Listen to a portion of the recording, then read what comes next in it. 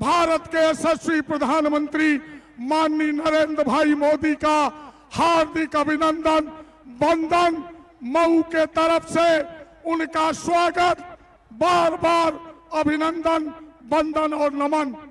इसी के साथ मैं जिलाध्यक्ष जी मंचस्थ नेतृत्व से अनुरोध करूंगा, माननीय नरेंद्र मोदी जी का आप माल्यार्पण करके स्वागत करें। माननीय जिलाध्यक्ष जी सहित संपूर्ण नेतृत्व वर्ग माननीय प्रधानमंत्री जी का स्वागत करें।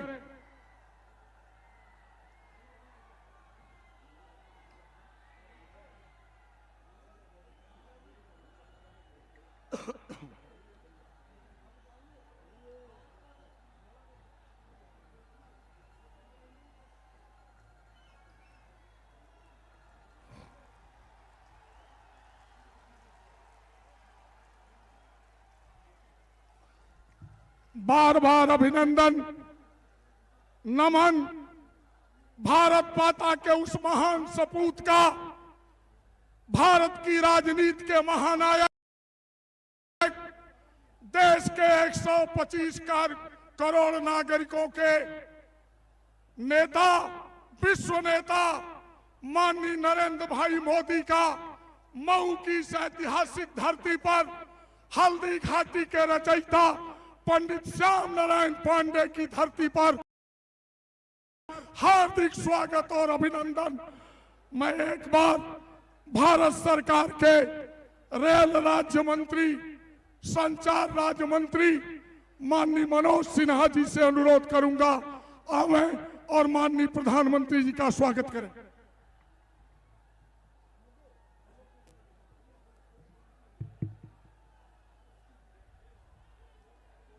इस ऐतिहासिक जनसभा में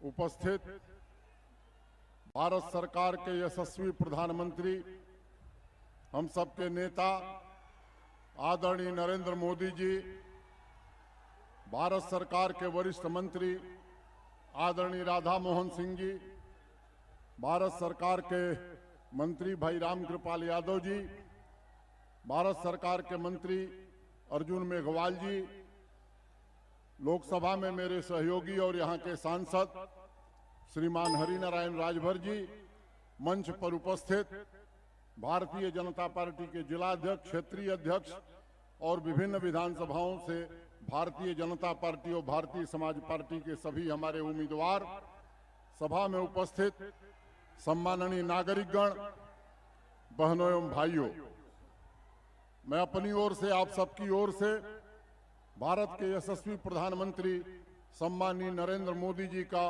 दिल की गहराइयों से हार्दिक स्वागत और अभिनंदन करता हूं। हल्दी घाटी के रचयिता कवि सम्राट पंडित श्याम नारायण पांडे जी की इस जन्मभूमि पर मैं आप सबकी ओर से प्रधानमंत्री जी का स्वागत करता हूं। की ओर से मित्रों, आने वाले 4 मार्च को यशस्वी प्रधानमंत्री आप सबके सम्मान से तय होगा किस इलाके का प्रतिनिधित्व कौन करेगा। मैं आपको केवल 2 बात बता के अब विदा लूंगा। आप सब प्रधानमंत्री जी को सुनने आए। मित्रों, उत्तर प्रदेश का जो राजनीतिक तापमान है, अभी पिछले दिनों विधान परिषद के चुनाव हुए, चुनाव स्नातक निर्वाचन क्षेत्र के थे, लेकिन 5 में से 3 सीटें भाजपा जीत गई। एक निर्दल उम्मीदवार भी भाजपा के समर्थन से जीता। 5 में से 4 भाजपा जीतती है। ये उत्तर प्रदेश का राजनीतिक तापमान है। 4 चरण के मतदान हो गए हैं, आज 5वें चरण का मतदान हो रहा है। पहले चरण में 73, दूसरे में 67, तीसरे में 69 और चौथे में 53, कुल लेकर के 262 सीटों पर मतदान हो गए। हमारे जो प्रखर विरोधी हैं वो भी इस सच्चाई को अब मानने लगे हैं कि 262 में कम से कम 175 सीटें भारतीय जनता पार्टी जीतने जा रही है। पहले चरण में जो भाजपा की आंधी चली है वो धीरे धीरे सुनामी का स्वरूप लेती जा रही है और ये 6वें चरण का मतदान यहाँ 4 मार्च को होगा। इस सुनामी का स्वरूप और प्रवाह इतना प्रबल होगा कि साइकिल, हाथी, पंजा सब हिंद महासागर के उस पार चला जाएगा। केवल कमल और उसके सहयोगी दिखाई पड़ेंगे। मैं आपको कहना चाहता हूं मित्रों कि जब मैं स्कूल में पढ़ता था, चौधरी चरण सिंह जी लोकदल के राष्ट्रीय अध्यक्ष थे, इस सूबे के मुख्यमंत्री थे, किसान नेता थे, देश के गृह मंत्री थे। एक बार गाजीपुर की एक सभा में उन्होंने कहा कि मैं बागपत छोड़ सकता हूं, लेकिन आजमगढ़ और गाजीपुर नहीं छोड़ूंगा। उस समय मऊ जनपद नहीं होता था, आजमगढ़ का हिस्सा हुआ करता। और मुझे स्मरण है कि 7 की 7 सीटें लोकदल ने उस बार जीती थी। मैं आपसे कहना चाहता हूं कि जो लोकदल ने इतिहास बनाया था, बड़े विश्वास से बात मैं कहना चाहता हूं, उस इतिहास को इस चुनाव में भारतीय जनता पार्टी दोहराने जा रही है। गाजीपुर की 7 की 7 सीटें भारतीय जनता पार्टी और उसके सहयोगी जीतने जा रहे हैं। वही स्थिति मऊ की है। मित्रों, मैं केवल मऊ के लोगों से 2-3 बात कहना चाहता हूं। लोकसभा चुनाव में मैं एक बात कहा करता था कि यह पूर्वांचल का सौभाग्य है कि आदरणीय नरेंद्र मोदी वाराणसी से लोकसभा का चुनाव लड़ रहे हैं और इसका लाभ आने वाले दिनों में पूरी उत्तर प्रदेश को मिलेगा। केवल मऊ की धरती पर खड़े होकर के मैं कह सकता हूं कि चाहे वो तारी घाट गाजीपुर मऊ नई रेल लाइन का मामला हो, लंबे समय से इंदारा दोहरी घाट रेल खंड के अमान परिवर्तन के लिए यहाँ संघर्ष होता था, उसकी भी स्वीकृति मोदी जी की सरकार ने की है। मऊ से लेकर के भटनी तक या फेफना से चलिए मऊ होते हुए शाहगंज तक, ये जितने भी रेल खंड हैं, इनके दोहरीकरण और विद्युतीकरण का काम प्रारंभ हो गया है। मऊ रेलवे स्टेशन का मामला हो, वॉशिंग पिट का मामला हो, एस्केलेटर या लिफ्ट लगाने का मामला हो, और मऊ शहर में रेलवे ओवरब्रिज का मामला हो। राष्ट्रीय राजमार्ग जो वाराणसी से चलता है, गाजीपुर मऊ होकर के गोरखपुर जाता है, उसका भी 61 किलोमीटर हिस्सा इसी मऊ जनपद में मिलता है। उसकी भी स्वीकृति सकता हूँ कि आजादी के बाद मऊ से लेकर से सरकार बनी इस देश में, फेफना से चलिए मऊ होते हुए शाहगंज तक, ये जितने भी रेल खंड हैं, इनके दोहरीकरण और विद्युतीकरण नया दौर प्रारंभ हो गया। गाजीपुर मऊ बलिया आजमगढ़ पूर्वी उत्तर प्रदेश मैं कहता हूं कि विकास के केंद्र बिंदु में आ गया है और इसका श्रेय देश के सम्माननीय प्रधानमंत्री श्रीमान नरेंद्र मोदी जी को जाता है। और इसलिए तब मैं आपसे कहना चाहता हूं मित्रों कि जिस प्रधानमंत्री जी ने पूर्वी उत्तर प्रदेश का जिस तरह से ख्याल किया है, मैं आपको निवेदन करना चाहता हूं कि इस बार एक भी सीट भारतीय जनता पार्टी और उसके सहयोगियों के अलावा किसी को पूर्वी उत्तर प्रदेश से नहीं मिलनी चाहिए। पहले जब भाजपा की सरकार बनी थी तो सबसे ज्यादा योगदान उत्तराखंड, उस समय राज्य नहीं बना था, और पश्चिम उत्तर प्रदेश का था। मैं प्रधानमंत्री जी के ध्यान में एक बात लाना चाहता हूं कि इस बार परिणाम उलट होने वाला है। इस बार जो सरकार बनने जा रही है उत्तर प्रदेश में भाजपा की, उसमें सबसे ज्यादा योगदान पूर्वी उत्तर प्रदेश का होने वाला है। ये वातावरण बना है। यहाँ से जो बहुजन समाज पार्टी का उम्मीदवार है, आप जानते हैं कि 11 वर्षों से जेल में है, तो उस संघर्ष को मनोज सिन्हा और भाजपा ने लड़ा। मैं आपसे कहना चाहता हूं कि मोहम्मदाबाद में उसका काम खत्म कर दिया है, मऊ और घोसी में भी उसका काम इस बार खत्म होना चाहिए। और एक सूचना देना चाहता हूं, पैरोल पर छूट कर आने वाला था, हमने भी वकील खड़ा किया, अब पैरोल पर वो आने वाला नहीं है। अभी मुझे फोन आया दिल्ली से कि पैरोल निरस्त कर दी है दिल्ली हाई कोर्ट ने। इतना ही निवेदन करते हुए आप सबसे मैं निवेदन करना चाहता हूं मित्रों कि आने वाली 4 मार्च को मऊ जनपद की और आजमगढ़ जनपद की एक सीट भारतीय जनता पार्टी के उम्मीदवारों को वोट दे करके और भारतीय समाज पार्टी के उम्मीदवारों का समर्थन करके आप जिताइए। श्रीमान नरेंद्र मोदी जी की कृपा है उत्तर प्रदेश पर, और आपके सपनों का उत्तर प्रदेश आदरणीय मोदी जी के नेतृत्व में हम बनाएंगे। बहुत बहुत धन्यवाद। नमस्कार। जय भारत।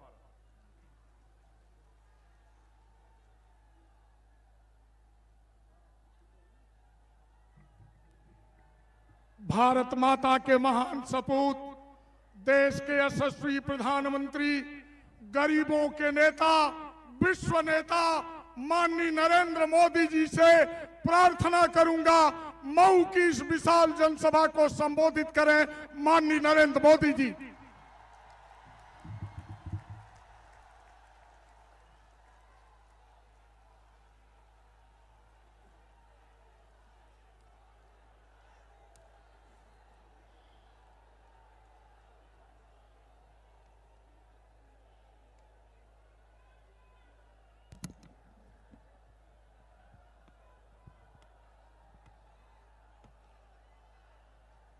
भारत माता की, भारत माता की। मंच पर विराजमान केंद्र में मंत्री परिषद के मेरे साथी श्रीमान राधा मोहन सिंह, श्री मनोज सिन्हा, श्री राम कृपाल यादव, श्री अर्जुन मेघवाल जी, क्षेत्रीय उपाध्यक्ष श्रीमान उपेंद्र दत्त शुक्ला जी, संयुक्त प्रभारी रामेश्वर चौरसिया जी, संसद में मेरे साथी श्रीमान हरिनारायण जी राजभर जी, पूर्व मंत्री श्रीमान हरिद्वार दुबे जी, प्रदेश के उपाध्यक्ष श्रीमान सुरेश राणा जी, प्रदेश के उपाध्यक्ष श्रीमान अश्वनी त्यागी जी, जिला अध्यक्ष मऊ श्रीमान सुनील कुमार गुप्ता जी, और इस चुनाव में हमारे सभी लोकप्रिय उम्मीदवार मधुबन से भाजपा के उम्मीदवार श्रीमान दारा सिंह जी चौहान, मोहम्मदाबाद गोहना से भाजपा के उम्मीदवार श्रीमान श्रीराम सोनकर जी, गोसी से उम्मीदवार भाजपा के श्रीमान फागू चौहान जी, रास्ता से भाजपा के उम्मीदवार श्रीमान राम इकबाल सिंह जी, सगड़ी से भाजपा के उम्मीदवार श्रीमान देवेंद्र सिंह जी, जहुराबाद से भारतीय समाज पार्टी के हमारे साथी श्रीमान ओम प्रकाश राजभर जी, आजमगढ़ से भाजपा उम्मीदवार श्रीमान अखिलेश मिश्र जी, और मऊ सदर से भारतीय समाज पार्टी के उम्मीदवार श्रीमान महेंद्र राजभर जी, जखनिया से भारतीय समाज पार्टी के उम्मीदवार श्रीमान त्रिवेणी राम जी, मुबारकपुर से भाजपा के उम्मीदवार श्रीमान लक्ष्मण मौर्य जी, जंगीपुर से श्रीमान राम नरेश कुशवाहा जी, वैंथला रोड से श्रीमान धनंजय कनौजिया जी, और विशाल संख्या में पधारे मेरे प्यारे भाइयों और बहनों,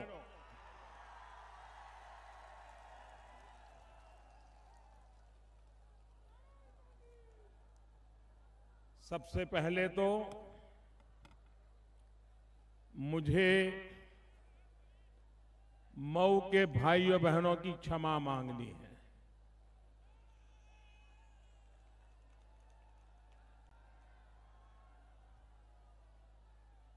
दो 2014 10 मई को मैं यहां आने वाला था, सारी तैयारियां हो चुकी थी, मेरा कार्यक्रम भी बन चुका था, लेकिन उसी दिन हमारे एक बहुत ही होनहार साथीदार भाई सुशील राय, अकस्मात उनका निधन हो गया। हम सबके लिए वो एक बहुत बड़ा गहरा शोक था, आघात था।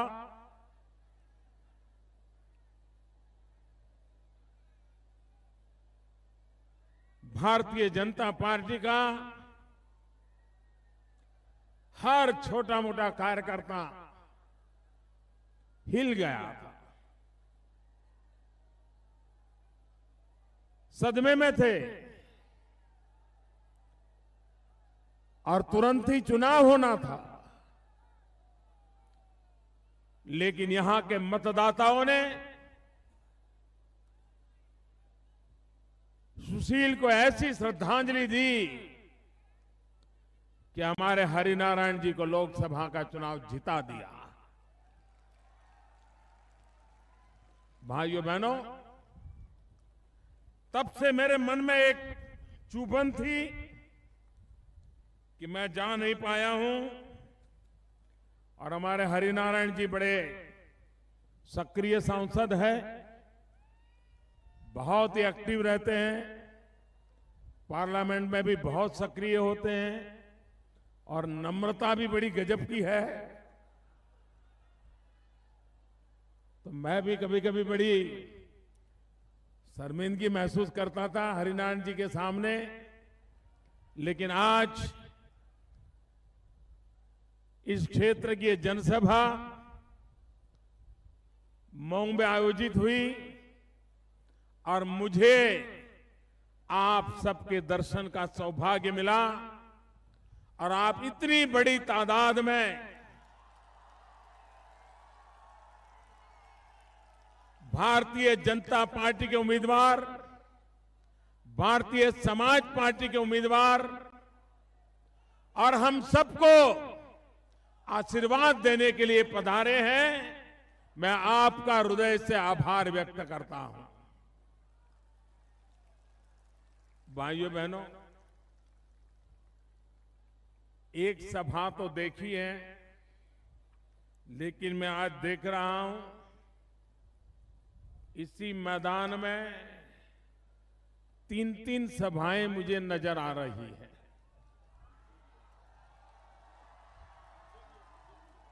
एक तो ये है, दूसरी उधर दूर दूर पूरी एक सभा से भी ज्यादा लोग खड़े हैं, और इधर देखे साहब इतना दूर, पता नहीं इनको सुनाई देता होगा कि नहीं, जहां भी मेरी नजर जा रही है खेतों में भी लोग ऐसे आ रहे हैं। भाइयों बहनों, ऐसा प्यार, ऐसे आशीर्वाद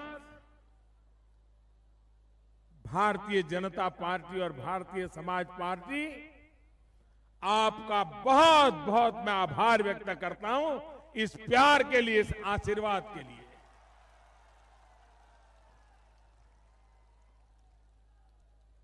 भाइयों बहनों,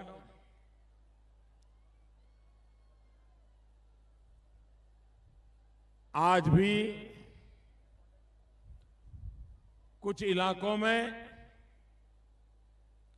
मतदान जारी है, और सुबह जब मैं दिल्ली से निकला तो पता चला कि मतदान बहुत भारी मात्रा में हो रहा है। लोग उत्साह और उमंग से मतदान कर रहे हैं। अब तक जितने भी मतदान के दौर हो चुके हैं, जिस उमंग और उत्साह के साथ लोकतंत्र के इस पर्व में हमारे देश के नागरिक, उत्तर प्रदेश के भाई बहन शरीक हुए हैं, शांतिपूर्ण मतदान हुआ है, मैं उन सभी मतदाताओं का हृदय से अभिनंदन करता हूं, और पहले ही दौर से जिस प्रकार से भारतीय जनता पार्टी और साथी दलों के लिए जन समर्थन उभर करके आया है, और जैसे जैसे चुनाव के दौर आगे बढ़ते जा रहे हैं, पश्चिम से पूरब की तरह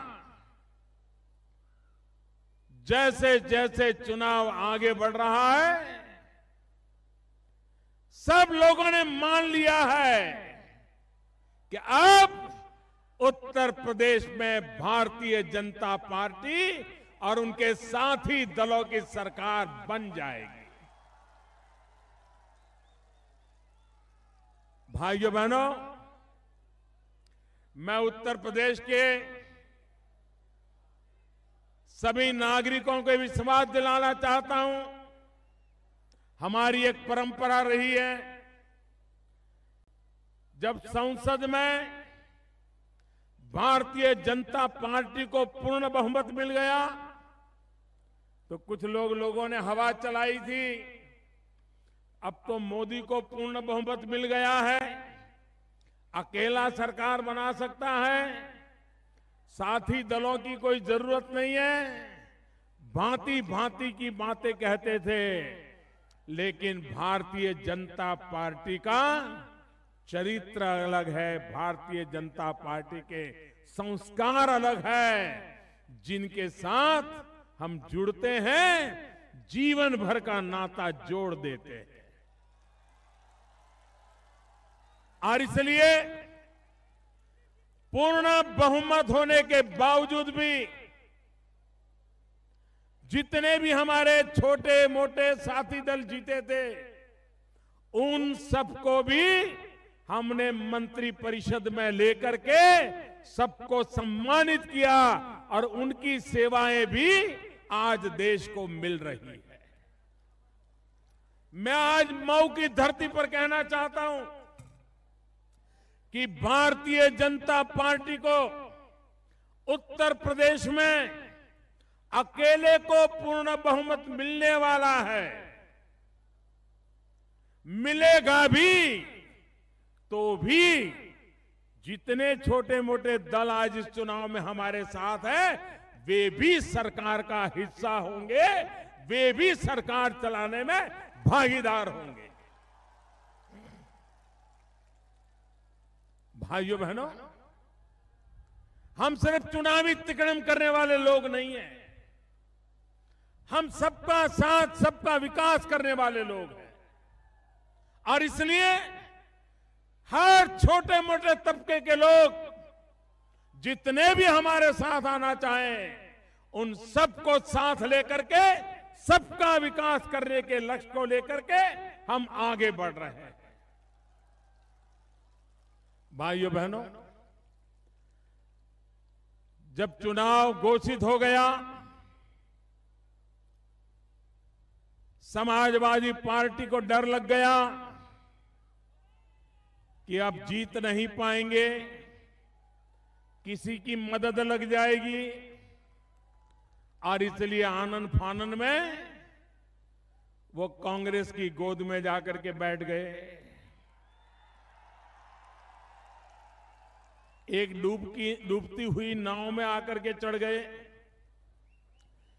शुरू में तो टीवी पर अखबारों में बराबर फोटो छपने लगी तो उनका भी जरा हौसला बुलंद हो गया, वाह जोड़ी जम रही है। ऐसे नशे में आ गए, ऐसे नशे में आ गए, उनको लगता था कि कैमरा को मूर्ख बना देते हैं, वैसे ही जनता जनार्दन को मूर्ख बना लेंगे। लेकिन उनको पता नहीं जनता का मिजाज कुछ और होता है। जनता इन तस्वीरों की चमक से कभी चौंक नहीं जाती है। जनता तो दूध का दूध और पानी का पानी करना भली भांति जानती है।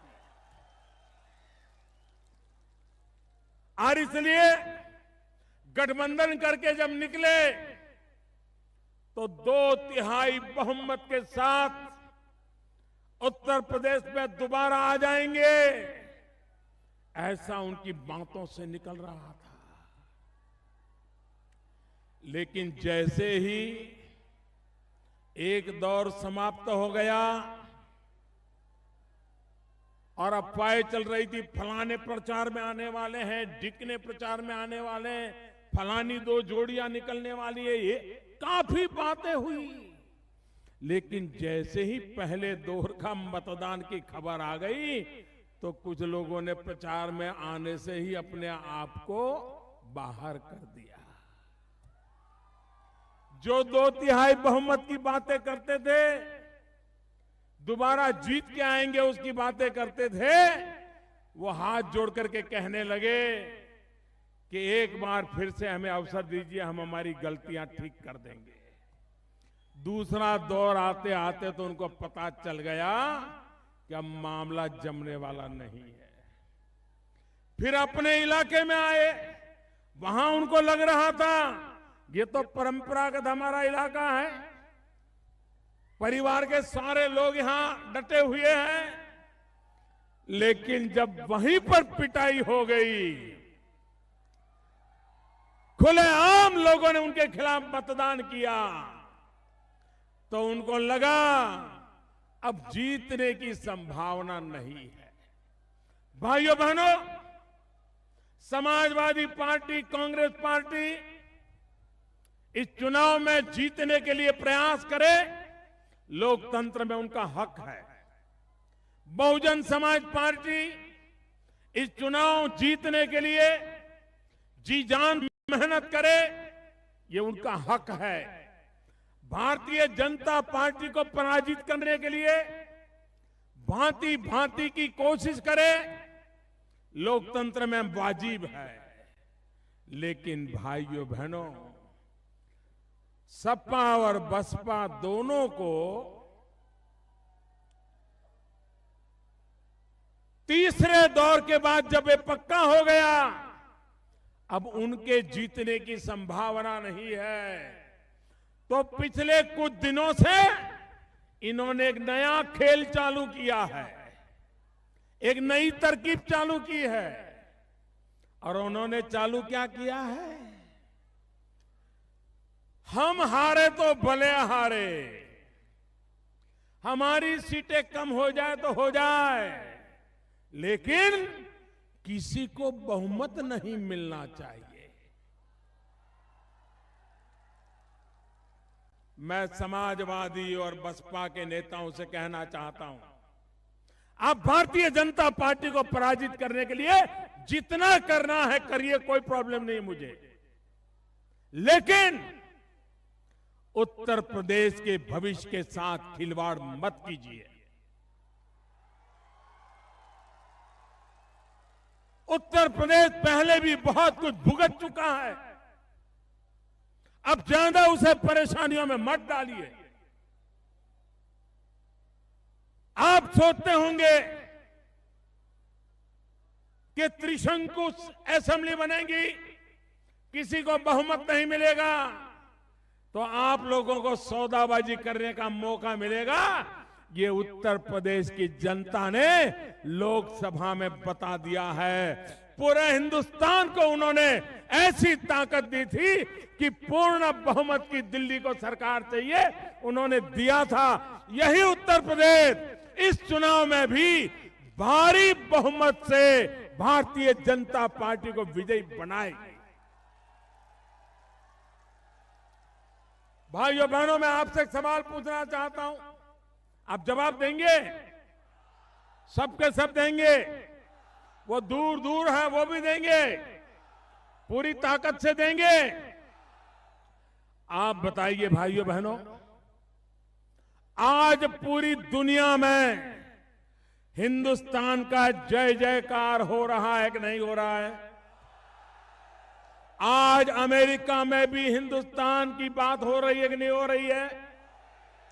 आज रशिया में भी हिंदुस्तान की जय जयकार है कि नहीं है? आज जापान में भी हिंदुस्तान का जय जयकार हो रहा है कि नहीं हो रहा है? आज इंग्लैंड में भी हिंदुस्तान का जय जयकार हो रहा है कि नहीं हो रहा है? दुनिया के हर कोने में हिंदुस्तान का जय जयकार हो रहा है कि नहीं हो रहा है? हो रहा है। क्यों हो रहा है? क्या कारण है? क्या कारण है? क्या कारण है? आज पूरे दुनिया में वाहवाही हो रही है, क्या कारण है? पूरी ताकत से बताइए क्या कारण है?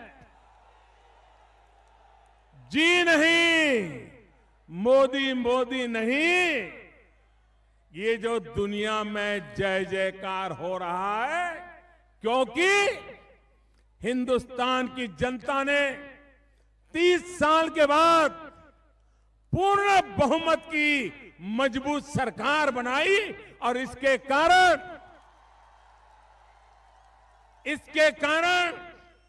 मोदी आज दुनिया में जहां भी जाता है, दुनिया के बड़े से बड़े नेता से जब हाथ मिलाता है तो सामने वाले नेता को मोदी नहीं दिखता है, उसको 125 करोड़ हिंदुस्तानी दिखाई देते हैं। और इसलिए हिंदुस्तान का जय जयकार हो रहा है। आप मुझे बताइए भाइयों बहनों, हम चाहते हैं कि हिंदुस्तान में फिर से एक बार उत्तर प्रदेश का भी जय जयकार हो। आप चाहते हो उत्तर प्रदेश का जय जयकार हो? उत्तर प्रदेश का जय जयकार होना चाहिए, हिंदुस्तान के सभी राज्यों में होना चाहिए, सब कोई उत्तर प्रदेश की वाहवाही करे, ऐसा होना चाहिए। अगर ये करना है तो उत्तर प्रदेश में पूर्ण बहुमत की भारतीय जनता पार्टी की मजबूत सरकार बनानी होगी। उनका तो बिगड़ा है, समाजवादियों की नाव डूब चुकी है, बसपा का कोई मेल ही नहीं बैठ रहा है, भतीजा भी कैसे बच्चों उसका रास्ता खोज रहा है, बुआ भी परेशान है कि भतीजे ने क्या करके रख दिया। न भतीजे का मेल बैठ रहा है, न बुआ जी का मेल बैठ रहा है। अगर मेल बैठ रहा है तो उत्तर प्रदेश के गरीब लोगों का बैठ रहा है भाइयों बहनों। और इसलिए भाइयों बहनों, इस चुनाव में भारी मतदान करके भारतीय जनता पार्टी को विजयी बनाना है। जब मैं लोकसभा का चुनाव भी नहीं लड़ा था तब मेरा भाषण है, कोई जाकर के देख सकता है, आज भी YouTube पर वो भाषण मिल जाएगा। और मैंने उस समय कहा हुआ है, तब तो मैं प्रधानमंत्री बनूंगा मुझे मालूम तक नहीं था। मैं गुजरात का एक मुख्यमंत्री था और गुजरात विकास की दृष्टि से उसका अपना एक नाम बना हुआ था। लेकिन तब भी मैं कहता था, अगर भारत को गरीबी से मुक्त करना है, भारत को पिछड़ेपन से मुक्त करना है, भारत को विकास की नई ऊंचाइयों पर अगर ले जाना है, तो हमारा हिंदुस्तान का सर्वांगीण विकास होना चाहिए, सब दूर विकास होना चाहिए। अगर हम स्वस्थ शरीर की कल्पना करें कि कोई शरीर हो, वजन ठीक हो, ऊंचाई ठीक हो, ब्लड प्रेशर बराबर हो, हृदय दाब बराबर चलता हो, ऊंचाई बराबर हो, लेकिन अगर उसका एक हाथ लकवा मार गया हो, एक पैर लकवा मार गया हो, एक शरीर का हिस्सा दुर्बल हो, तो उस शरीर को कोई स्वस्थ मानेगा क्या? मानेगा क्या? स्वस्थ शरीर का मतलब शरीर, सभी अंग स्वस्थ होने चाहिए ना, सभी अंग मजबूत होने चाहिए ना, सभी ताकतवर होने चाहिए, नहीं होने चाहिए। भाइयों बहनों, ये हमारी भारत माता, ये स्वस्थ होनी चाहिए, नहीं होनी चाहिए? भारत माता मजबूत होनी चाहिए, नहीं होनी चाहिए? लेकिन अगर भारत मां हमारी देखे, जरा नक्शा याद करें, अगर पश्चिम में हरियाणा मजबूत हो, दिल्ली मजबूत हो, राजस्थान मजबूत हो, गुजरात मजबूत हो, महाराष्ट्र मजबूत हो, गोवा मजबूत हो, कर्नाटक मजबूत हो, और हमारा पूर्वी हिंदुस्तान, पूर्वी उत्तर प्रदेश, बंगाल, आसाम, उड़ीसा, ये अगर दुर्बल होंगे तो भारत माता मजबूत बनेगी क्या? बनेगी क्या? भाइयों बहनों, जैसा हिंदुस्तान के पश्चिम भाग का विकास हुआ है, वैसा ही हिंदुस्तान के पूर्वी इलाके का भी विकास वैसा ही होना चाहिए। दोनों बराबर आने चाहिए, तब जाकर के हमारी भारत माता मजबूत होगी। और इसलिए भाइयों बहनों, मैं पहले दिन से इस बात को लेकर के चला हूं कि हमारा पूर्वी उत्तर प्रदेश, इसका विकास और राज्यों की बराबरी में आ जाना चाहिए, तभी जाकर के उत्तर प्रदेश का भी विकास होगा, तभी जाकर के हिंदुस्तान का भी विकास होगा। भाइयों बहनों, पूर्वी उत्तर प्रदेश के पास क्या नहीं है? उत्तम जमीन है, भरपूर पानी है, मेहनतकश लोग हैं, नौजवानों के सपने हैं। अगर उनको अवसर दिया जाए तो ये पूर्वी उत्तर प्रदेश को भी हिंदुस्तान की आन बान शान बना करके रख सकते हैं। भाइयों बहनों, ऐसा नहीं है कि दिल्ली में बैठे हुए नेताओं को ये पूर्वी उत्तर प्रदेश के हालत का पता नहीं है। पता है पर परवाह नहीं है। पता होते हुए भी परवाह नहीं होना, इससे बड़ा कोई गुनाह नहीं हो सकता है। हिंदुस्तान की भूतकाल के कांग्रेस के शासकों ने गुनाहित उत्तर प्रदेश को पिछड़ा रख करके गुनाहित कृत्य किया है। इस कांग्रेस को भारी सजा देने की जरूरत है। वही काम समाजवादियों ने किया है, उनको भारी सजा करने की आवश्यकता है। यही काम बहुजन समाज पार्टी ने किया है, उनको भी वैसी ही सजा देना आवश्यक है। भाइयों बहनों, जब पंडित नेहरू जिंदा थे, पार्लियामेंट के अंदर गाजीपुर के पूर्व सांसद श्रीमान विश्वनाथ जी गहमरी जी 11 जून 1962, 50 साल से भी ज्यादा समय हो गया, 11 जून 1962 विश्वनाथ सिंह ने संसद के अंदर भाषण किया था। अपनी भली बोली भाषा में बोले थे। पूर्वी उत्तर प्रदेश के गांव के लोग बोलते हैं, ऐसी भाषा में बोले थे। लेकिन जब उन्होंने भाषण किया तो पूरी पार्लियामेंट, सारी संसद, उसके आंख में आंसू थे। इसी इलाके के एक सांसद, पूर्वी उत्तर प्रदेश के सांसद पंडित नेहरू के सामने बोल रहे थे, और उन्होंने जो बात कही थी, हिंदुस्तान की संसद में बैठा हुआ हर व्यक्ति रो पड़ा था, हर एक किसी के आंसू में थे। और उन्होंने कहा कि देश के हुक्मरानों, आपको पता है पूर्वी उत्तर प्रदेश के लोग कैसी मुसीबतों से जिंदगी गुजार रहे हैं, कैसी भूखमरी है, कैसी बेरोजगारी है। और उन्होंने वर्णन करते हुए कहा था कि संसद में बैठा हुआ कोई व्यक्ति इस बात पर विश्वास नहीं करेगा कि पूर्वी उत्तर प्रदेश के इलाकों में ऐसे गरीब परिवार हैं जो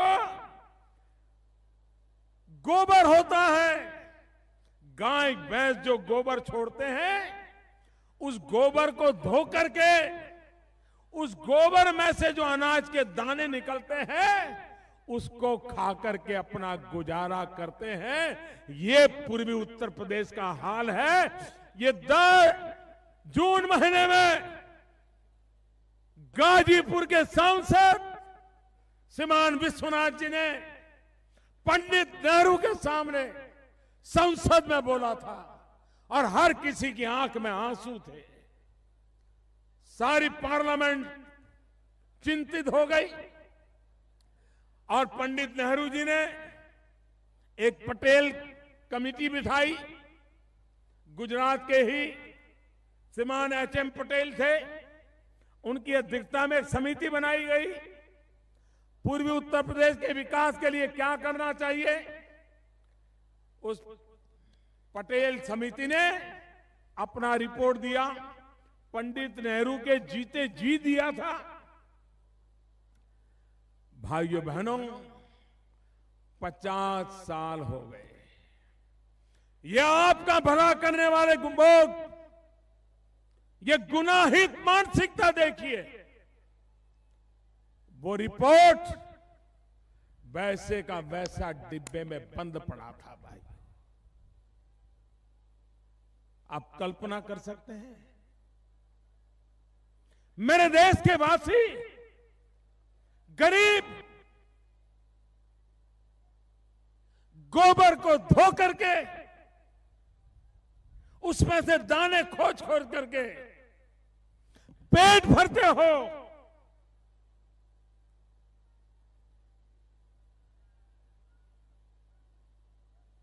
और 50 साल तक सत्ता में बैठे हुए लोग उस रिपोर्ट के ऊपर बैठ जाए।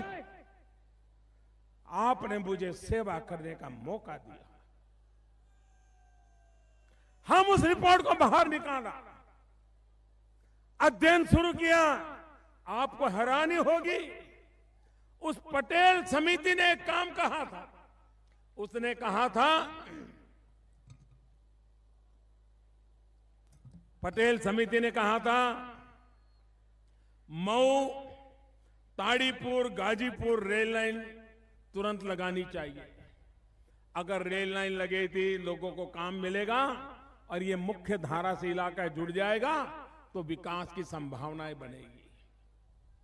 भाइयों बहनों, ये आपका वोट मांगने से उनको शर्म आनी चाहिए। 50 साल हो गए, उन्होंने इस काम को नहीं किया।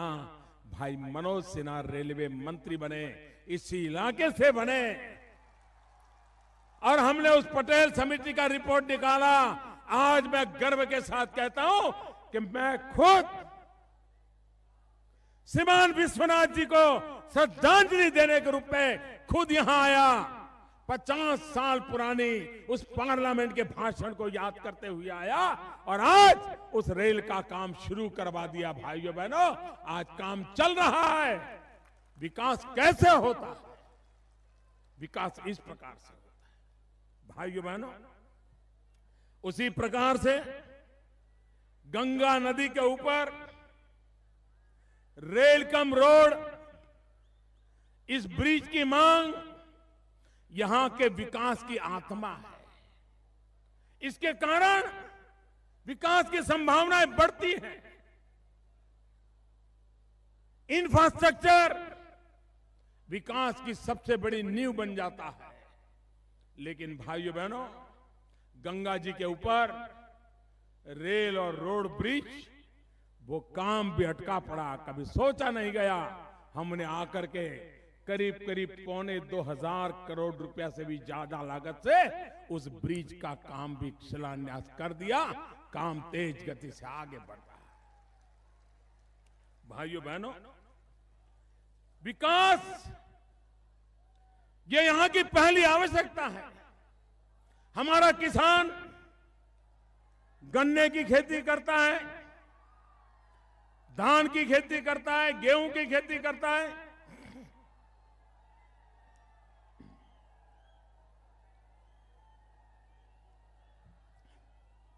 भाई, आप उस तरफ कैमरा मत ले जाइए, वो बिना कारण कैमरा आते ही एकदम हो हल्ला करते हैं।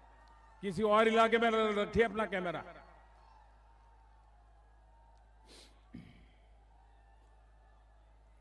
भाइयों बहनों, मैं भारतीय जनता पार्टी उत्तर प्रदेश इकाई को हृदय से बहुत बहुत बधाई देना चाहता हूं। उन्होंने अपने चुनावी संकल्प पत्र में एक बहुत बड़ी अहम घोषणा की है।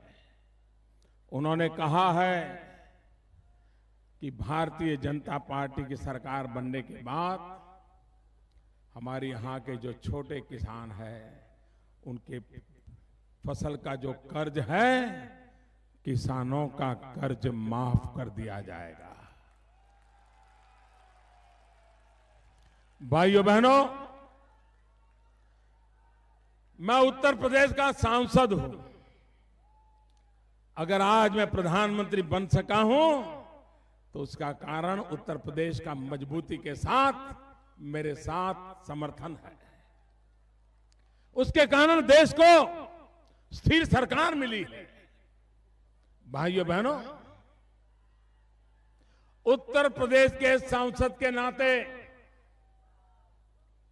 मऊ के मेरे प्यारे भाइयों बहनों, मैं आपको विश्वास दिलाना चाहता हूं।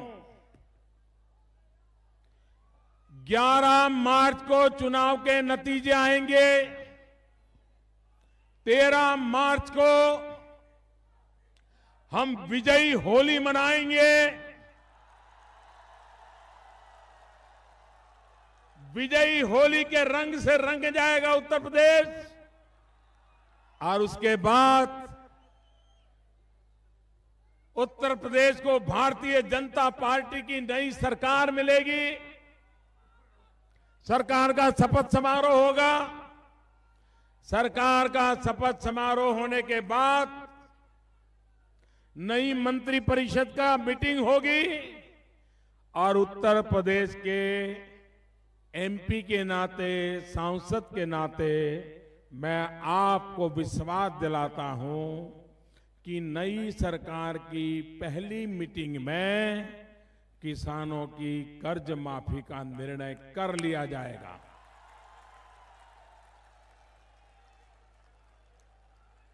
चौदह दिन में गन्ना किसानों का बकाया भुगतान पूरा कर दिया जाएगा। आगे से नियम बनाया जाएगा कि गन्ना किसानों को 14 दिन से ज्यादा बकाया बाकी नहीं रहना चाहिए। इसकी व्यवस्था कर दी जाएगी। भाइयों, सरकार ऐसे चलती है। भाइयों बहनों, हमारा सपना है 2022 में 2022 जब भारत की आजादी के 75 साल होंगे, 2022 तक हम हमारे किसान की जो आमदनी है, उसकी जो कमाई है, वो डबल करना चाहते हैं, दोगुनी करना चाहते हैं। आज अगर वो 50,000 रुपया कमाता है तो 2022 आते आते वो लाख रुपया कमाएं। आज अगर वो 10,000 कमाता है तो 20,000 कमाएं। दोगुनी करना है भाइयों।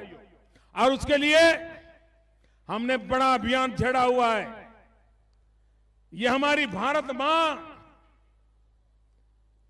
जिस पर हम खेती कर करके पेट भरते हैं, लेकिन कभी हमने सोचा नहीं कि हमारी धरती माता की तबीयत कैसी है। अरे जैसे हम बीमार हो जाते हैं ना, वैसे धरती मां भी बीमार होती है। कभी उसका भी तो ख्याल करना चाहिए। पहली बार एक ऐसी सरकार दिल्ली में आपने बिठाई है। हमने निर्णय किया कि हम सॉइल हेल्थ कार्ड निकालेंगे, धरती की तबीयत का परीक्षण करेंगे।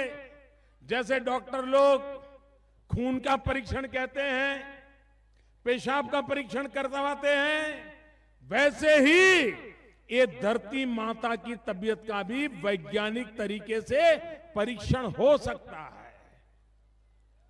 और इसलिए हमने धरती माता का परीक्षण, हर खेत का परीक्षण, और फिर वो धरती कैसी है, क्या बीमारी है, कौन सी खाद डालनी चाहिए, कौन सी दवाई डालनी चाहिए, ये धरती किस फसल के लिए ठीक है, गेहूं के लिए अच्छी है कि चावल के लिए अच्छी है, कि गन्ने के लिए अच्छी है, कि चने के लिए अच्छी है, इसका निर्णय वैज्ञानिक तरीके से होकर के किसान को समझाया जाएगा कि भाई तुम ये फसल लेते हो, उससे तुम्हारा ज्यादा फायदा नहीं होगा।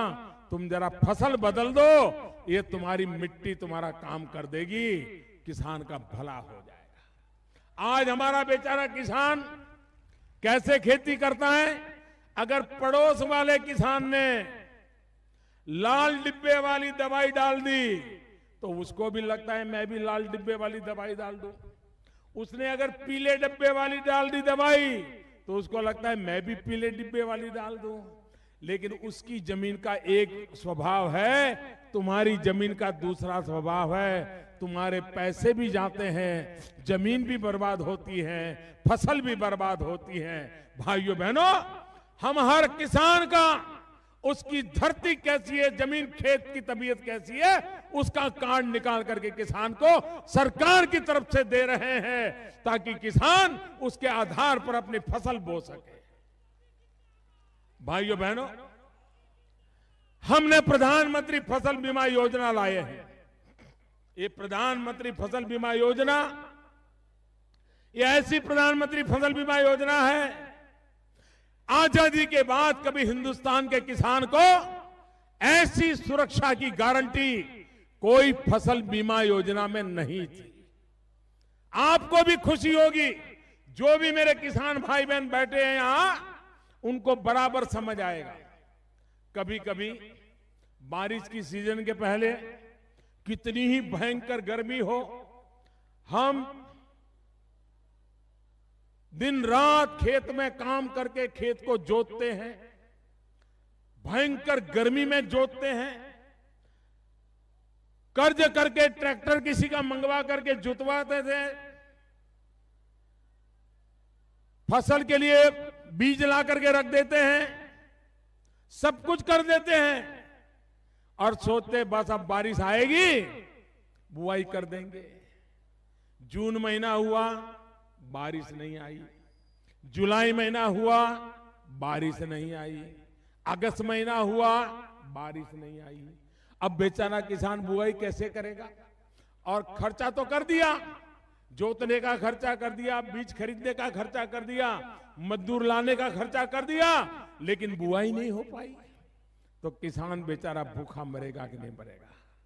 किसान को कुछ 1 रुपए की भी कमाई होगी क्या? हम ऐसी फसल बीमा योजना लाए हैं कि अगर आप बुआई नहीं कर पाए प्राकृतिक कारणों से, तो भी आपको बीमा मिलेगा और आपका साल भर का जो खर्चा है उस बीमे के पैसों से निकल जाएगा। भाई, इससे बड़ी किसान की सुरक्षा कोई दे सकता है? इतना ही नहीं, हमने इससे भी आगे सोचा। हमने कहा बुआई अच्छी हो जाए, बारिश अच्छी हो जाए, जब चाहे उतनी बारिश हो, जितनी चाहे उतनी बारिश हो, जब धूप निकले जरूरत हो तब धूप निकल आए और 16 आनी फसल हो जाए। 16 आनी जीवन में बड़ी खुशी हो जाए, ऐसी फसल हो जाए।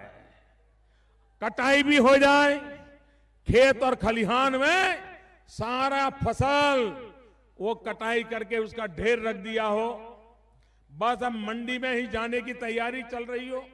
आज ट्रैक्टर आएगा तो मंडी चले जाएंगे, बैलगाड़ी आएगी तो मंडी लेकर के चले जाएंगे, ट्रक वाला आएगा तो मंडी लेकर के, सब रेडी पड़ा है, पूरा ढेर तैयार है। और अचानक ओले गिर गए, और अचानक आंधी आ गई, और अचानक भयंकर बारिश आ गई। पकी पकाई फसल प्राकृतिक कारणों से बर्बाद हो गई। मंडी जाना ही था, उसके पहले ही सब नष्ट हो गया।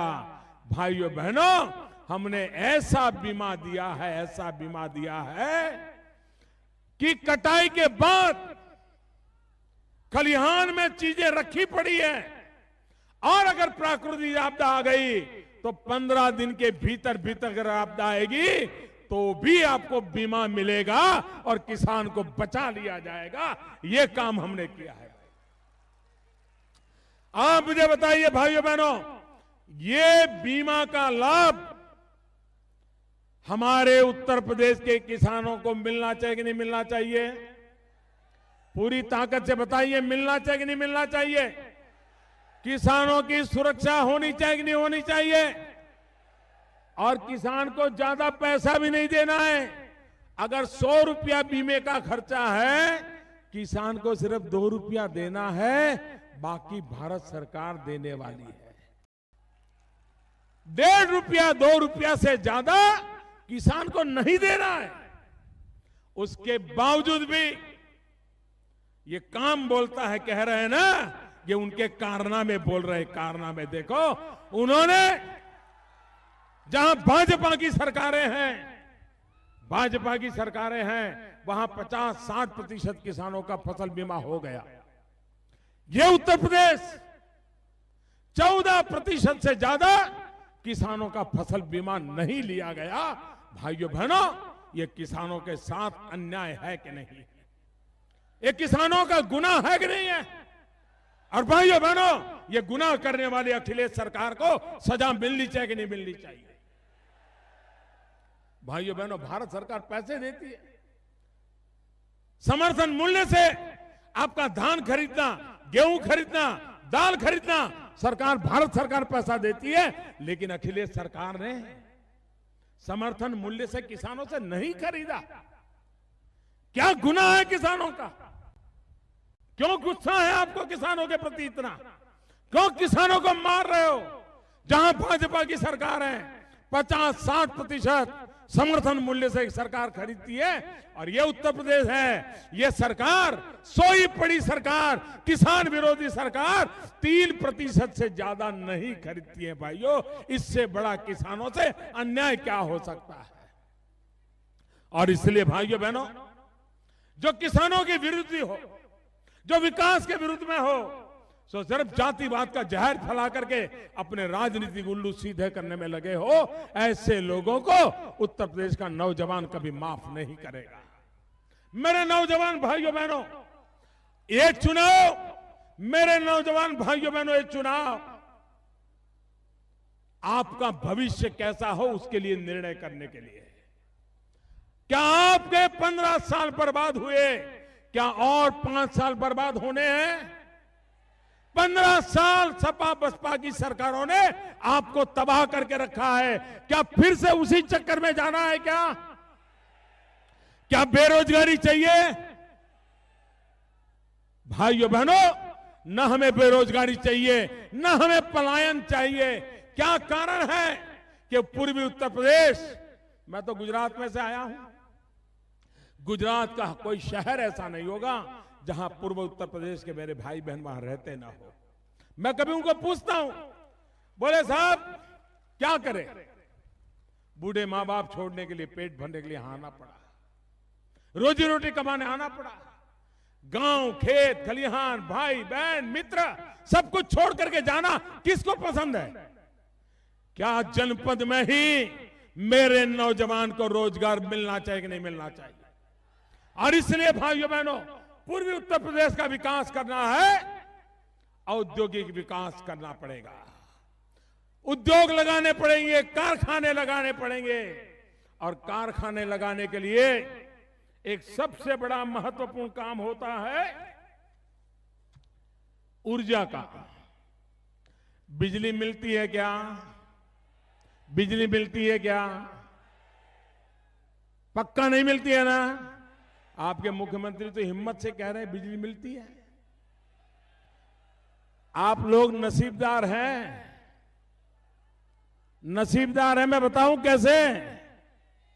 आपका चुनाव, मतदान बड़ी देर से हो रहा है, और देर से हो रहा है इसलिए आपको बिजली इस चुनाव में वो देने का प्रयास करते हैं। लेकिन जहां पर चुनाव पूरा हो गया, मतदान हो गया, वहां बिजली कट कर दी उन्होंने। आपके यहां भी 4 तारीख के बाद पक्का मान लीजिए कट करेंगे ही करेंगे। ये धोखा है कि नहीं भाइयों? ये धोखा है कि नहीं है? ये चालाकी है कि नहीं है? क्या जनता जनार्दन के साथ सरकार खुद चालाकी करे क्या? भाइयों बहनों, अगर मुझसे गलती हो और मैं जनता जनार्दन के सामने आके कह दूं कि मेरी ये गलती हो गई, तो जनता माफ करेगी कि नहीं करेगी?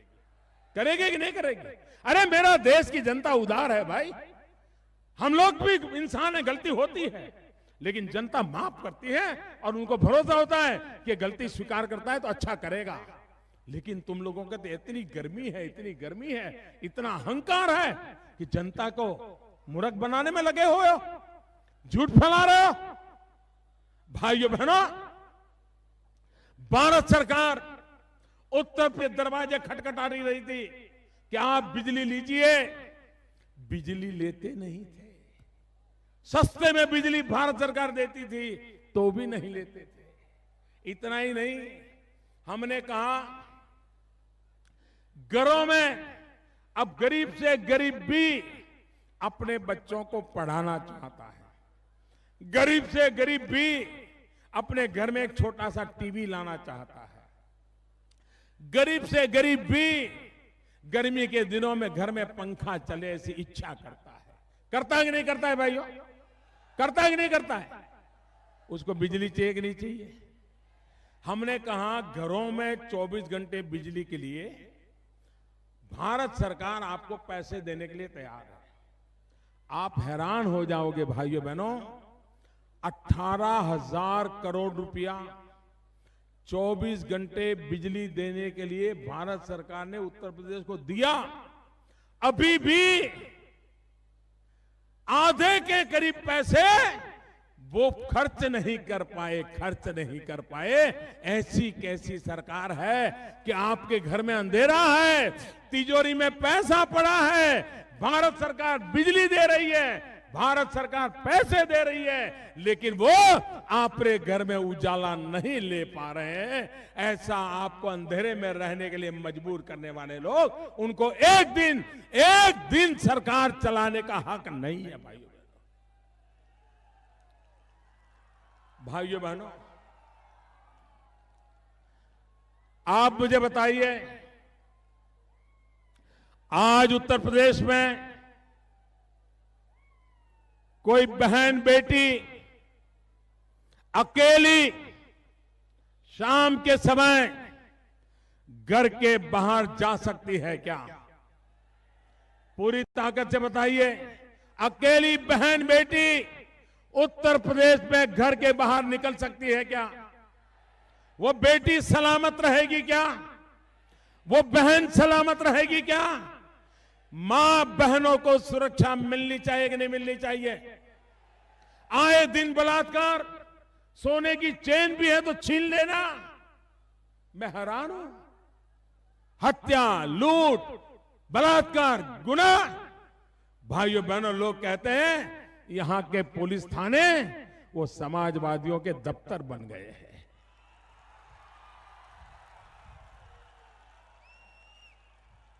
ये पुलिस वाले भी घुटन महसूस करते हैं। आप जितने खुश होते हैं ना, ये पुलिस वाले भी खुश होते हैं कि भाजपा की सरकार आ जाए तो पुलिस थाना बन जाए। उनको भी भरोसा है कि भाजपा की सरकार आएगी तो पुलिस थाना सच्चे अर्थ में पुलिस थाना बनेगा। आज जो समाजवादियों का दफ्तर बना है, जो पुलिस वालों को बुरा करने के लिए मजबूर करते हैं, भाइयों बहनों, जब तक समाजवादी वाला ये आकर के कहे नहीं कि इसकी शिकायत दर्ज करो, तब तक शिकायत दर्ज नहीं होती है। शिकायत दर्ज करने का भी पैसा, न दर्ज करने का भी पैसा। आपको लगता है कि हवालदार लेता है, हवालदार के जेब में तो बेचारे को चने का भाव भी नहीं आता है, वो समाजवादी वाले ले जाते हैं। समाजवादी वाले बदनाम हवालदार होता है, मलाई समाजवादी खाते हैं। भाइयों बहनों, बंद होना चाहिए कि नहीं होना चाहिए?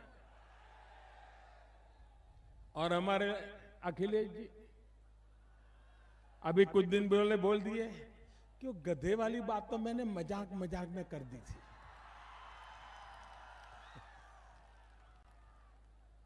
जब शीला दीक्षित जी ने कहा उनके नेता के लिए, तो उनका भी ये बयान सुनकर मुझे भी लगा शायद यहां भी ऐसा ही है। भाइयों बहनों, मैं जरा इस सरकार को पूछना चाहता हूं, क्या ये पुलिस थानों की दुर्दशा हुई है? क्या ये भी मजाक मजाक में हो गई है क्या? ये मां बहनों के गले में जो चेन छीन ली जाती है, वो भी क्या मजाक मजाक में होता है क्या? ये छुरी चाकू चलाकर के निर्दोषों को मार दिया जाता है, क्या ये भी मजाक मजाक में भी होता है क्या? गैर कानूनी लोगों की जमीन पे कब्जे कर ली जाए, खेत के खेत हड़प कर दिए जाते हैं, क्या ये भी मजाक मजाक में हो रहा है क्या? निर्दोष लोग कहीं बाहर गए हो तो उसका घर का कब्जा कर लेना, अपने नाम कर देना, उसको बेचारों को फुटपाथ पर जिंदगी गुजारने के लिए मजबूर कर देना, क्या ये भी मजाक मजाक में हो रहा है क्या? भाइयों बहनों, मोदी की मजाक करिए, मुझे कोई शिकायत नहीं है। अगर उससे आपको रात को ठीक नींद आती है और 10 मजाक कर लीजिए, मोदी आपकी नींद मिलती है तो खुश हो जाएगा। लेकिन कम से कम उत्तर प्रदेश को तो मजाक न बता दीजिए। आपने पूरे उत्तर प्रदेश को 5 साल में मजाक बना करके रख दिया है, आपने उत्तर प्रदेश को तबाह करके रख दिया है। और इसलिए भाइयों बहनों, आप देखिए, यहां कोई भी बाहुबली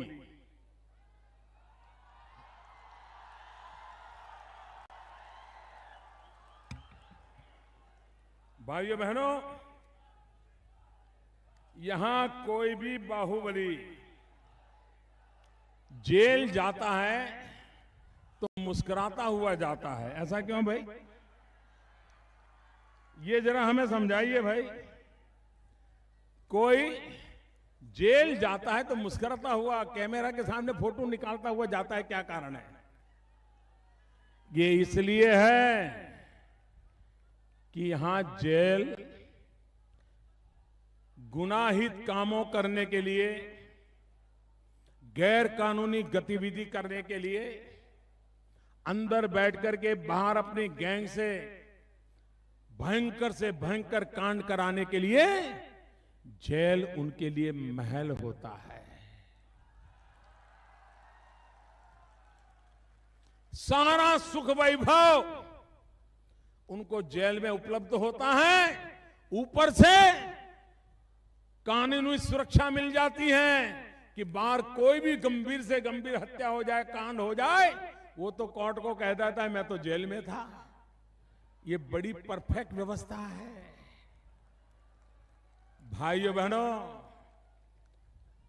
जो लोग अभी जेल जाने से बाहर है वो, और जो जेल में खाना वाना पहुंचाते होंगे वो, जरा यहां से मेरा मैसेज पहुंचा देना, मेरा संदेश पहुंचा देना।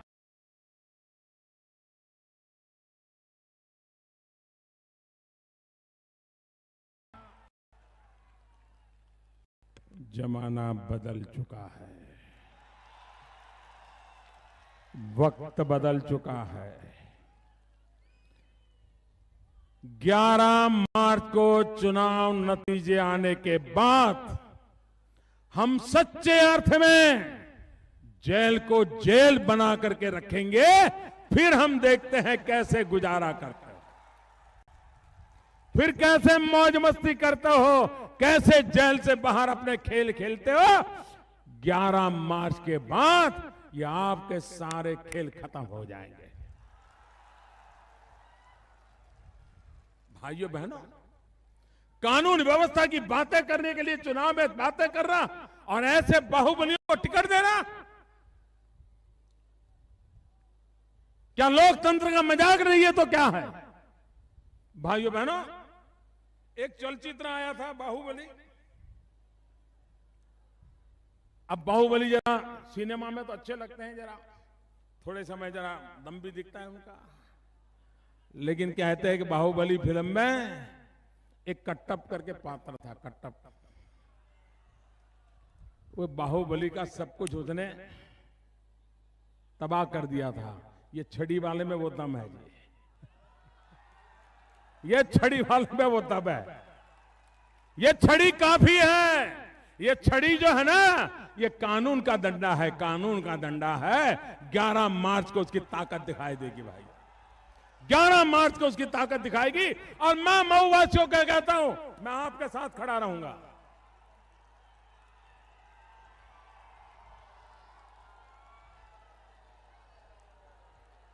भाइयों बहनों,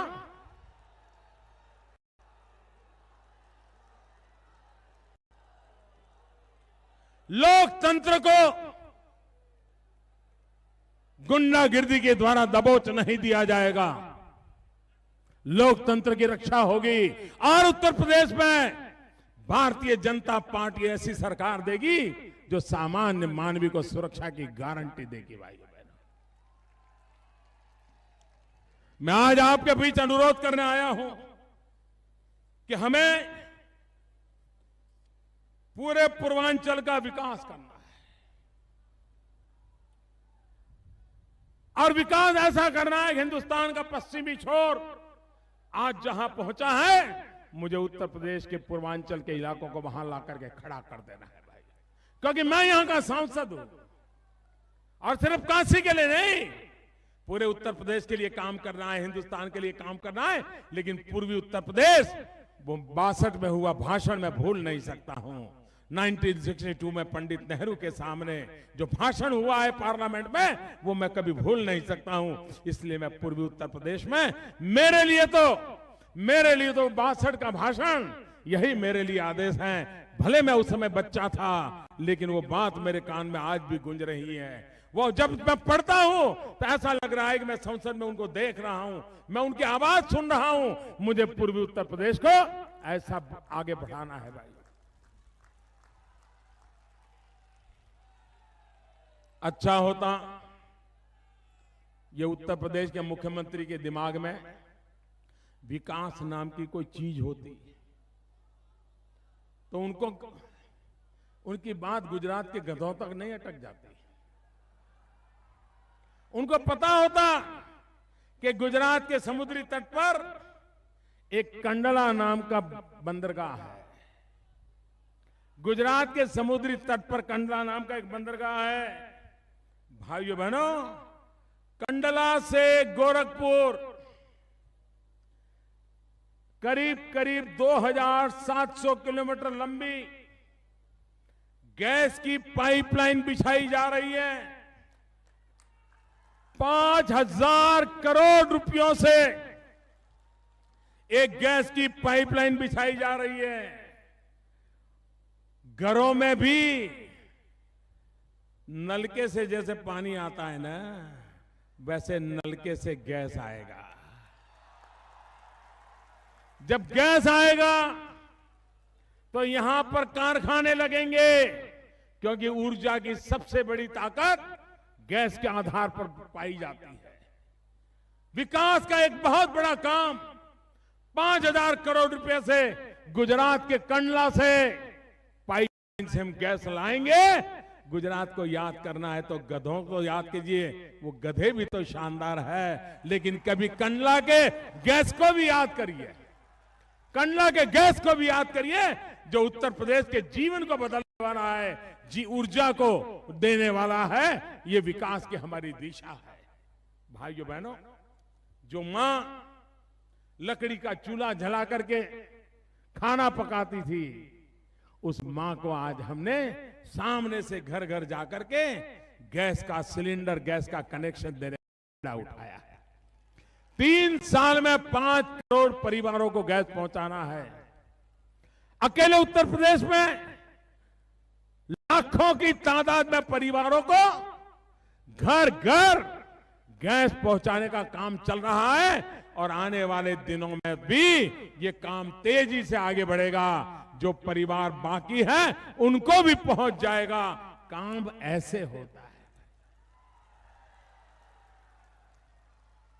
ये सरकार गरीब के लिए है। ये सरकार गरीब युवकों के लिए है। ये सरकार गरीब बच्चों के लिए है। ये सरकार गरीब बुजुर्गों के लिए है। और इसलिए हम कहते हैं, हमारा विकास का सूत्र साफ है। किसान के लिए सिंचाई, युवाओं के लिए कमाई, बच्चों के लिए पढ़ाई और बुजुर्गों के लिए दवाई।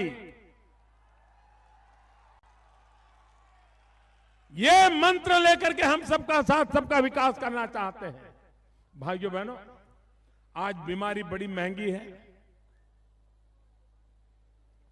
परिवार में एक आध व्यक्ति अगर हृदय रोग की बीमारी हो जाए, डायबिटीज हो जाए, कैंसर हो जाए, तो सब पूरा परिवार कर्जदार हो जाता है। घर बेचना पड़ता है, खेत बेचना पड़ता है, उसको बीमारी की दवाई करने के लिए। बाद में वो बचेगा कि नहीं बचेगा गारंटी नहीं है। इतनी महंगी दवाइयां बेचते थे। आपने मुझे प्रधानमंत्री बनाया तो मैंने दवाई बनाने वालों को बुलाया। मैंने कहा आओ भाई जरा, और फिर मैंने उनको पूछा क्या क्या अंदर डालते हो, कितना खर्चा होता है, फैक्ट्री का कितना होता है, पगार में कितना जाता है, किराया, सब बताओ। साल भर पूछता रहा, बताते ही नहीं थे, पूछता रहा, निकालता रहा। आखिरकार मैंने 800 दवाइयां जो लोगों के जीवन के लिए जरूरी थी, गंभीर बीमारियों में जरूरी थी, 800 दवाइयों की कीमतें मैंने कम कर दी। 800 दवाइयां। और कितनी कम की? एक दवाई तो ऐसी थी जिसको महीने में एक बार गोली लेनी पड़ती थी। गोली की कीमत थी 30,000 रुपया। एक गोली 30,000 रुपया में गरीब कहां से खाएगा? क्या गरीब को ऐसे मरने दिया जाएगा?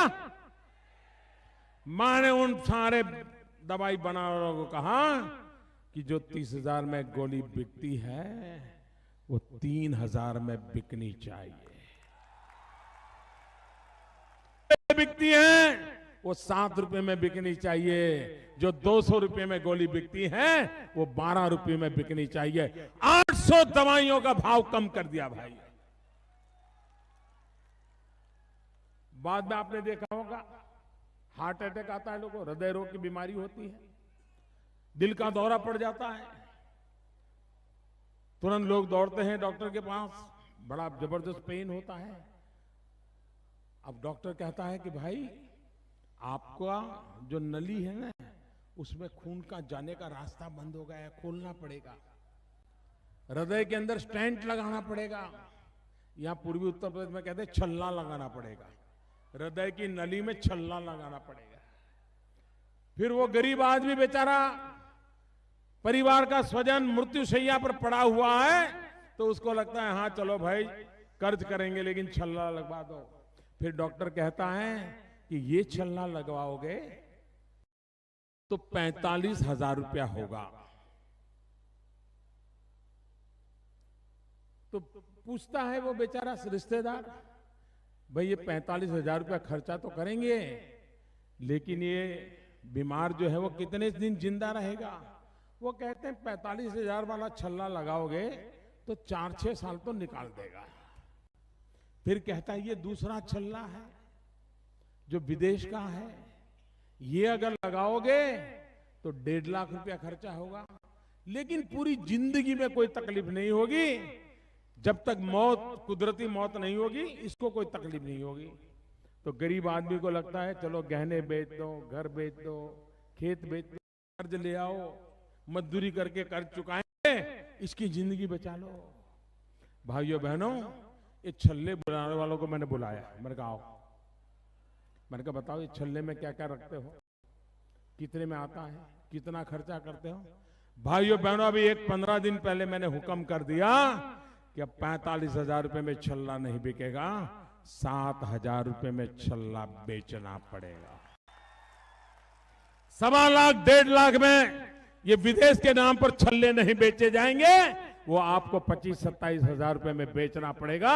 गरीब को बेमौत मरने नहीं दिया जाएगा। भाइयों बहनों, काम ऐसे होता है। ये सरकार गरीब के लिए है। अब आप मुझे बताइए, मेरा जैसा इंसान, एक गरीब मां का बेटा,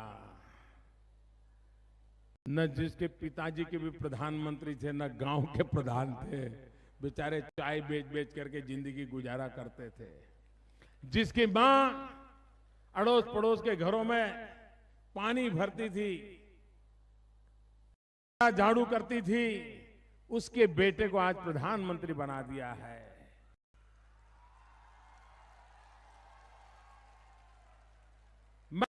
गरीबी देखी है, मैं गरीबी में जिया हूं। गरीब का दर्द क्या होता है ये देखने के लिए मुझे टूर नहीं करनी पड़ती, मैं उसको अनुभव करता हूं। और इसलिए भाइयों बहनों, जब मैं गरीब के लिए लड़ाई लड़ता हूं तो कितने लोग दुश्मन बन जाएंगे इसका मुझे अंदाज है। आप मुझे बताइए, ये 500 और 1000 की नोट जिनकी गई वो मुझे आशीर्वाद देंगे क्या? नहीं, आपने बहुत अच्छा किया ऐसा कहेंगे क्या? मौका पड़ते ही मुझे ठीक करेंगे कि नहीं करेंगे? मेरे पीछे पड़ जाएंगे कि नहीं पड़ जाएंगे? जो दवाइयों के इतने रुपये लेते थे मैंने रुपये कम कर दिए, वो क्या मुझे फूलमाला पहनाएंगे क्या? जो छल्ले बना करके इतने रुपये लूटते थे मैंने बंद कर दिया, वो क्या मेरी जय जयकार करेंगे क्या? ये मेरे पीछे पड़ जाएंगे कि नहीं पड़ जाएंगे? लेकिन क्या मुझे ऐसे लोगों से डरना चाहिए क्या? डरना चाहिए क्या? डरना चाहिए क्या? अरे गरीब के लिए जीना है, जिसको जो करना है कर ले। ये सरकार गरीब के लिए काम करेगी, निर्णय करने से रुकने वाली नहीं है। भाइयों बहनों, 70 साल तक देश का जिन्होंने लूटा है, मैंने 500 और 1000 की नोट बंद करके उनको बैंकों में वापस रखने के लिए मजबूर कर दिया है। जो गरीब का लूटा है वो गरीब को लौटाने कर ही मैं रहने वाला हूं, ये मैं आपको विश्वास दिलाने आया। और इसलिए भाइयों बहनों, उत्तर प्रदेश का भाग्य बदलने के, उत्तर प्रदेश के नौजवानों का भविष्य बनाने के लिए, उत्तर प्रदेश के ईमानदार नागरिकों की सुरक्षा के लिए, कानून का राज्य बनाने के लिए मैं आपसे आग्रह करने आया हूं, भारतीय जनता पार्टी को विजयी बनाइए। 4 तारीख को भारी मतदान कीजिए, नया इतिहास बना दीजिए और जेल वालों को बता दीजिए अब जेल जेल बन के रहेगी। बाहुबलियों का कारोबार नहीं चलेगा। इस विश्वास के साथ मेरे साथ दोनों मुट्ठी बंद करके पूरी ताकत से बोलिए, भारत माता की, भारत माता की, भारत माता की। बहुत बहुत धन्यवाद।